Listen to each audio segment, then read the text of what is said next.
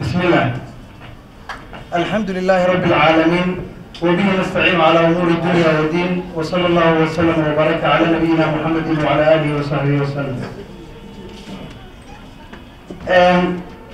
xildhibaanka laga soo doorto deegaanka Kamakunji ee magaalada Nairobi caasimadda dalka Kenya mudane Yuusuf Xasan Cabdi gudoomiyaha guddiga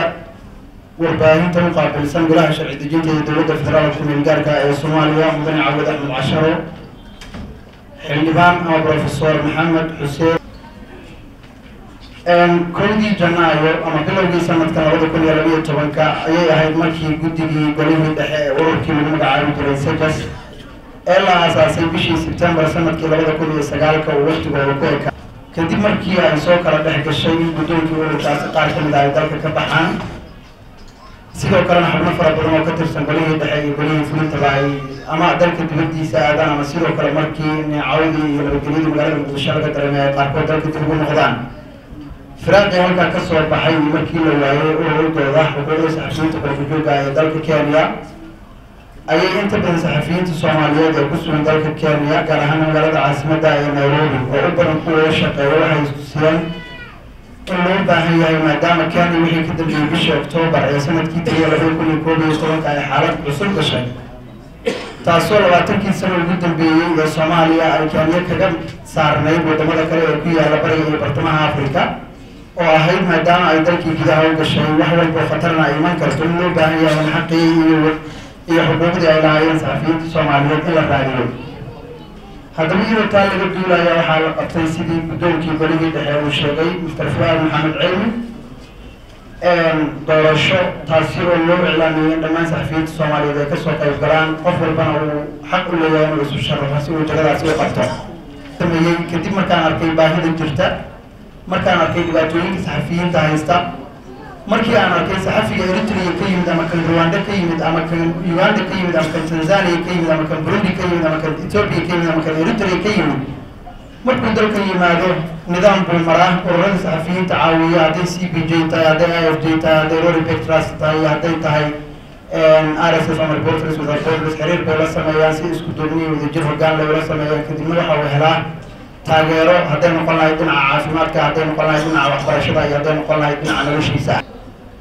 xaqiiqdii waa wax aad looga xumaado ama xanuun badan qof wariye ah ama Soomaaliya ku soo dhaawacmay ama sidii loogu hanjabay dalkiisii ka soo cararay in waxbarasho iska daayay saddexdii gelin iyo wax la cuni jiray oo magaalada Nairobi gaar ahaan xaafadda Islii ku dhex waayay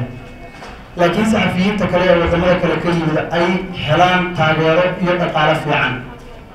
تاولي بوحة كسي حرام بدن إن أورورة الصحافة مركي ودمدا دونا كانت ريسك اللي يرادا أما دلالك ديغدا بحياء وحويدي سنيان وحويدي ملع الصومالي وهي دلالك قحي دولة أونلاين نظام كرهين والصوماليا ودمدا هون في أفريقيا اللي يرادا أما إيستي سنترال أفريقيا ودن دولة دي سايب برسنتا يمجرت لكن نقول بعتن سمايا هاي كركي دولة ملعنة دقاريه ملع الصومالي نقول قاضي والباهي نقول تاغيري أما هبتنا وما هي يرادا إنه كي صومالي كباهده كي دلالك كركوي منه تاجر عاصمات يمد ويمد قارب وكهرة وحبرشنا وكهرة جامعة دول بلوقا لسان وهرة أبي حمل بلنتها كدب مركي كودي جنايو أي صحفيين تقول دورتين هجان كقرطه مركي ولا ترتمي ورالكي وأنا من سنة هاي إنه بيقول واحد بدية معنا إنه سنقول واحد غيرين هذا محمد صلى الله عليه وسلم وحيابيه يقول الريو أنا بلنت على وحي هاي وراشي نلجوكتay soddonka December noo timid ee galkacyo nooga timid ee gacanta ka xaq daran ay dishay waliba iyadoo qof dumar ah uu ku dhibaato kasto soo gaarta inaan bal xaaladeeda caafimaad riis gareeyo inta awoodeeda basharnimo ay gaarsiisan tahay aan wax ka qabto ilaahay baa mahada iskale iyo walaalkii Maxamed Axmed Ilka Case oo gacan midig ah xaqiiqdii waxaan ku guuleysanay in dhakhtar la yiraahdo Richard Wamba oo degan Uphill Medical Center Hurlingham magaalada Nairobi aan geeyno kadibna waa maan soo jeediyay dhakhtarkii gabadha qalliinka ku sameeyay markii baarid guud loogu sameeyay laboratory-ga Khan University waajibkii ugu horeeyay ahaa in gabadha walaashaya waan anigu aaminsanahay inay la dhalatay oo mihnada ugu dhalatay aan aaminsanahay inay gacan ka xaq daran dishay aan aaminsanahay hadalladii halkan ka tirinay ahay kuwa loo ilmeeyo in xaaladdeedii caafimaad ay meel wanaagsan noqotay kadibna aan ku dadaalnay sidii rajooyinkeedii kale iyo shaqadeedii iyo maaragtay sharciyadeedii iyo nolosheedii kale aan u abbaari lahayn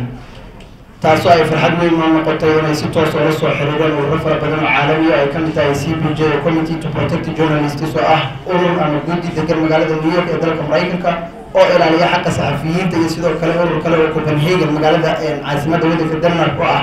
urur IMS la yiraahdo International Media Support ay iyagana la soo xiriireen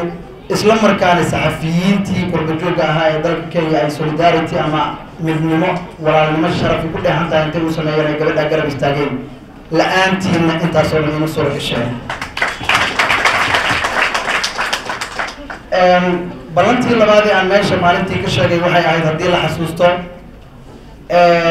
inaan ka duwanaado exaaladii hore ee la magacaabi jiray oo ahayd in muddada 21 beri ama 20 beri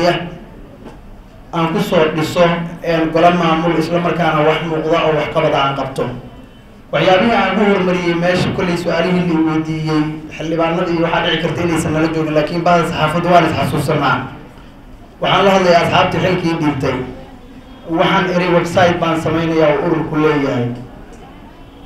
website sajnas.org la yiraahdo Somali Exiled Journalists Network Association maaha website aan anigu leeyahay maaha website golaha aan soo dhisi doono ama golaha dhexe ama golaha fulintu ay leeyihiin ee waa website ay leeyihiin saxafiyiinta qurbajooga ee dalka Kenya kuwa hadda joogay ku iman doona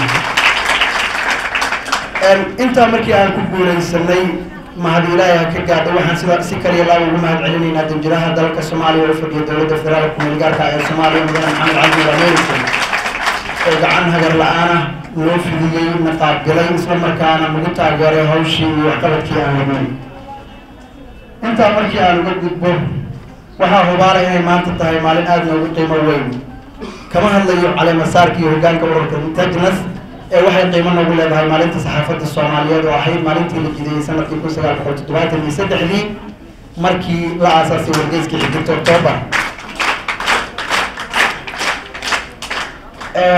waxaan jeclaan lahaa mudanayaal iyo marweeye marti sharafta iyo maqaawiirta iyo mudanayaasha meesha ka soo qayb galay inaan idin caddeeyo in anigu saxafi Soomaaliyeed aan ahay xilkana aan u qabtay saxafiyiinta Soomaaliyeed waxa ay soo gaaray fariimo dhahayay asxaabba ama kala loopin garaysay ama ku dooratay ama codka ku siisay marka gacan ma kaa heli doonaan saaxiibadii aadan u codeeyey anigu saxafiyiinta Soomaaliyeed odayga Cabdullaahi Yuusuf ee Soomaali waagi halkaan lagu doortay yiri kuwii dooratay iyo kuwii dooran waa mahadsan yihiin marka si isku mid ah oo walaalnimada Soomaalinimo ku jirta ayaan wax ula qaban doonaa inta awooddeeda basharnimo ay gaarsiisan tahay idinkana waxaa idinku codsanayaa inaad ila shaqaysaan oo si midnimo iyo walaalnimo aad ila shaqaysaan ogaada haddiina ila shaqayn anigu waxba ma qaban karo waxaan codsanayaa fursado badan baa na hor yaalla degmada Kamukunji ee Nairobi ka tirsan markeedii ugu horreeyay xildhibaan Soomaaliya laga doortay Yuusuf Xasan Cabdi inaga saxafiyiinta faa'iido kale noogu lamaan oo Yuusuf wuxuu ahaa wariye hore oo ka tirsanaa BBC-da inayna qaarkiin ogeyn baa dhici karta hadday tahay qaybta Soomaaliga iyo Ingiriiska iyo Soomaaliga taana faa'iido noo tahay waxaan jeclaan lahaa anoo hadalkayga soo koobaya maadaama marti sharaf aad u fara badan ay jirto xildhibaanada dowladda federaalka kumeelgaarka ee Soomaaliya waa soo dhaweynaynaa xildhibaan Caashe Axmed Cabdalla oo hadda lagu soo qeexay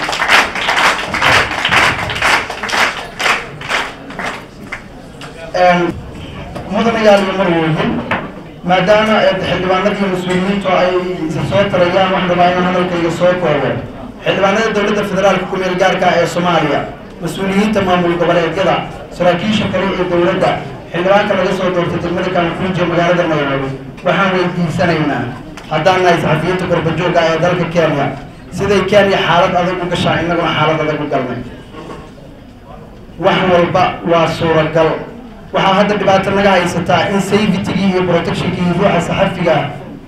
markii 2004 2005 dib loo noqdo UNHCR mandate-ka waxaa lagu heli jiray 5 working days 7 maalmood oo la shaqeeyo ama 5 maalmood oo la shaqeeyo haddana saxafiga halkan yimaado markuu protection raadsado ama mandate raadsado waxaa ku dhacda inuu 3 sano sugo هل كان ينلا فديان كل لبدا كل يسديد دي تجي appointment لسوسي 2009 كي نقضي أنا ده appointment لسوسي 2010 كي نقضي 2011 كي appointment كلا لسوسي 2012 كي نقضي وحنا قانا كرنا وحنا مباهنا هاي الحلبانكا وأنا قليس فرق بدن هي مسارية هاي election campaign حقنا وكسر الصعود ما دام الشركات الهراء وكتر سنة ودمنا بريء يبرتنا دلال كان هرويك هو ودمنا الأسبوع الروقة بسنا يوم السيارة إن اللي تاجرا وارد تسكيب جنسان كرو نوبلان قاعدة